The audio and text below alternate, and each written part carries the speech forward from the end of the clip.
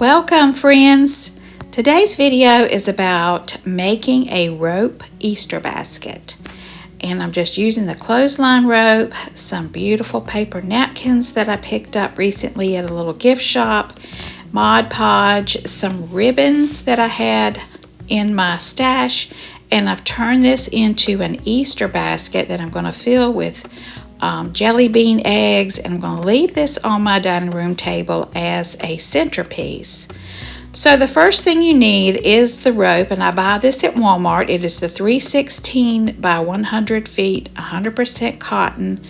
It is not white, it's off-white, so I always try to dye my baskets that I'm going to use the napkins with white.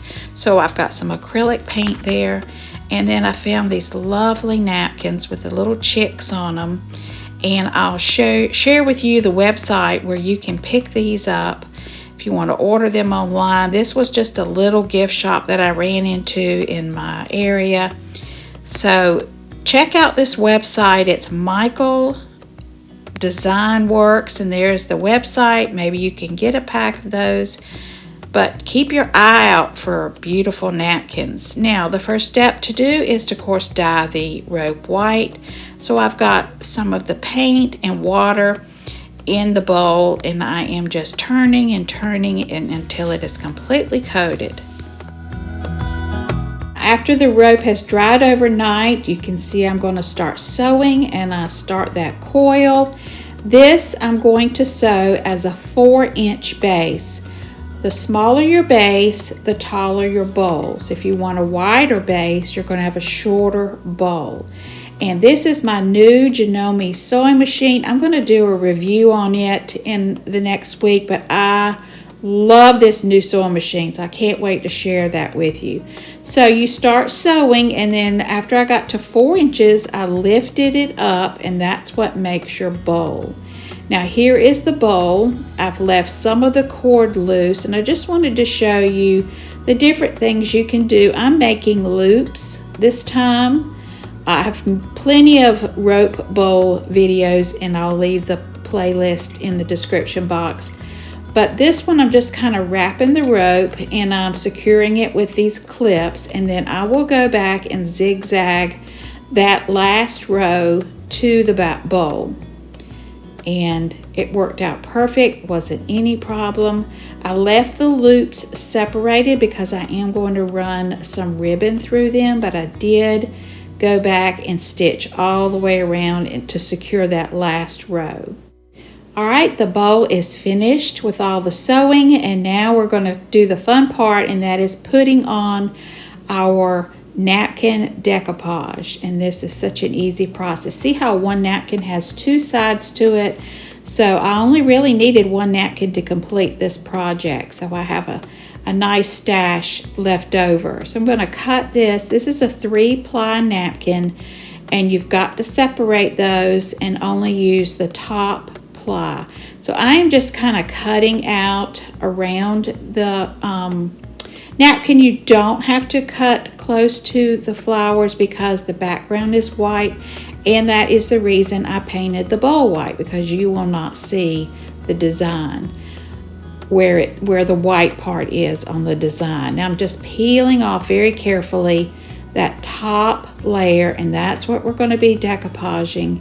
It is very delicate, so you have to be really careful.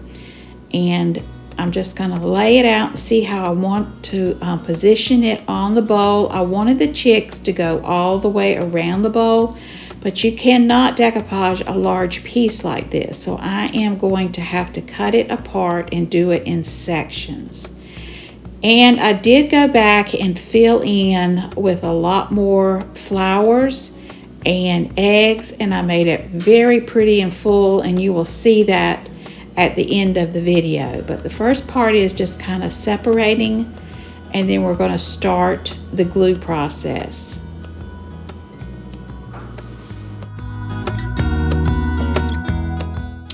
Now, to adhere the paper napkin to the bowl, I am going to be using the matte Mod Podge. I love this. It doesn't have a shiny side to it, and you're going to very carefully paint this right onto the bowl first. Do not try to paint it on the paper napkin because it will just tear. So I'm just putting a nice thick coat right where I'm going to be placing that napkin.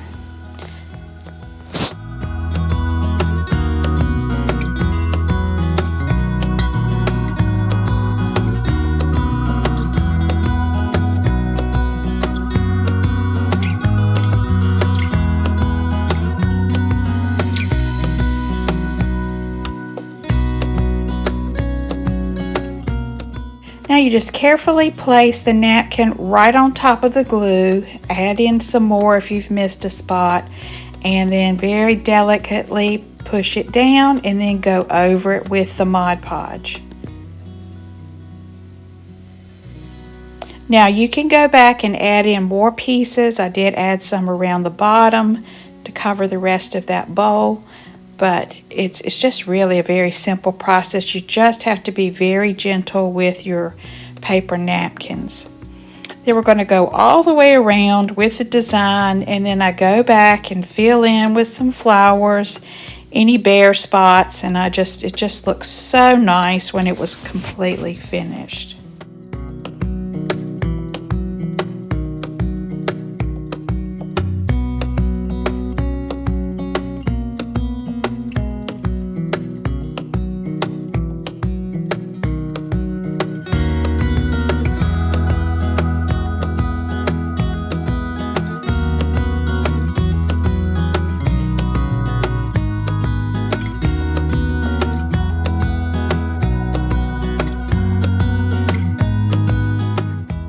Now after it had completely dried, took about 4 hours, I went back over the whole bowl again, inside and out, with another coat of Mod Podge. Now I let the bowl dry overnight. It's nice and hard. You can see where I've gone back and really added in some extra greenery and some eggs. And I also started winding this beautiful gold ribbon through those loops. And then I thought it really needs some purple, and I had this really iridescent purple ribbon that I picked up at Dollar Tree, and I just went around to the middle section of those loops and just tied a little piece with a knot, and it just kind of added a little bit of bling to the Easter basket. And I went around to each where those loops join. I just went around and tied an extra purple ribbon.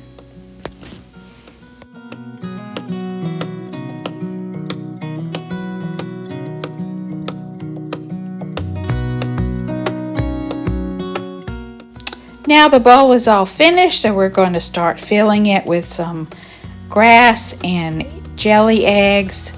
This is going to sit on my table. I put some bags in the bottom so that you don't have to use quite so much grass, but I did end up using both packs of the grass. And then I've got my jelly beans put in those plastic eggs, and when the grandkids come by they can have one, and I'll save the eggs and refill them.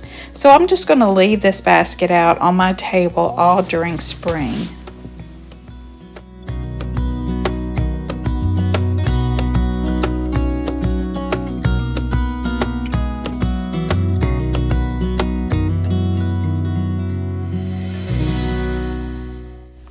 And there is the completed basket. I think it turned out really cute. I love the baby chicks.